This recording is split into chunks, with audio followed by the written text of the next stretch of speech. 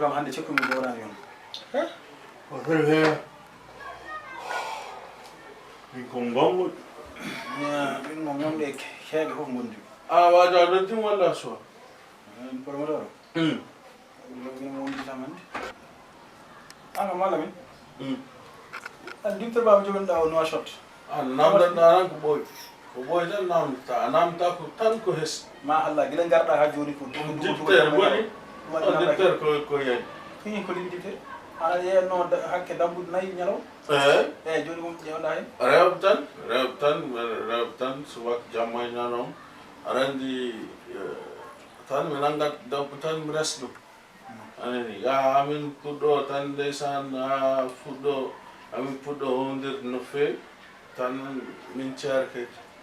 mbeɗa sikkom liggaɗo min kay mbeɗa sikkom liggaɗo mi wawa tan wondirde debbo ko juuti nde wonno ligguey ala yummum ala bammum gumɓe fof wiya ko ligga ko non min komi liggaɗo kay min kay somi ligga min a yiyannino hay min awa joni avant ɗen kowdir min awa hen kabta kar guil kowdir ɗen min ama eyan ɗum waɗi mi yiɗa hay yewtude ma musiba tan kalata musiba on halas hommanan halas aɗa hicci korko aɗa hicci hen wallah wala bay opsonniri o sona ɓoy opsonniri o sona hono allo oui grand ça va no mbaɗa holton aɗa raka eyyi meɗen galle eyyi woni galle en face kuccide terrain o tan a rani damalal ok madame dam bisimilla hono wona ko oman ara ɗum ɗo woɗɗen ƴew sabi Allah mama lami mais fem sukkat est ce que yaraga so ari tam yawan kono o ni voilà mama lami wallahi mi halta wallah ay darma halta so mi mbeɗa halta waɗa yo tabli ko gomde mbaɗanema waɗam signal ay o waɗanema signal yo ar kay aɗa andi kay oy way bisimilla مرحبا مرحبا بسم الله السيد ما شاء الله بسم الله بسم الله بسم الله بسم الله ولا وتبط بسم الله ما شاء الله الحمد لله مرحبا ما شاء الله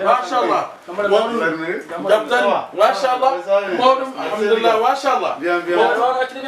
non juunoɗo haaji rek joyi haaji mbimi après ko déplacement ji bon aɗa wa déplacement kadi aɗa nodda mais atanga mi ari ha gaare kadi mi anda galle o والله moƴƴi quoi aɗa jokkodira yimɓe fof ganda kadi to woni tokkoɗe wona tini neɗɗo o quoi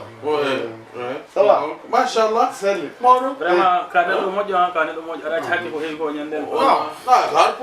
pulaar puɗɗo wona ɗum ni majjere puɗɗo banta mbeway neɗɗo mo anda a wawi ɗum haydara quoi والله kadi nde garɗa kalɗa ni waɗi comprendre vraiment o anda quoi kadi gurnu meɗen jiiɗa quoi donc sénégal to ko murten way mais kori aɗa e entraînement no fewi mbeɗa entraine mbeɗa entraine mbeɗa hen de mbeɗa entraine mi memta rewɓe memta e dara entraînement tan e korka way ala ɗum c'est bien wallah eyyi comme no mbirnomami noon joni dal emin caggal Allah caggal ma mbawɗa wallide min foof quoi par ce que jikke no mawni ma neɗɗo jago e ma yakare mo wuuro ha wuuro vraiment ɗum ko hunde mawde quoi voilà kadi miɗi tan balla min hen momin ken fof par ce que kanko wi o e cible ɗo joni ko hoɗon morlo walla balla gueyi eyi ɓeni walla ambassade kadi ambassade walla ɗum tan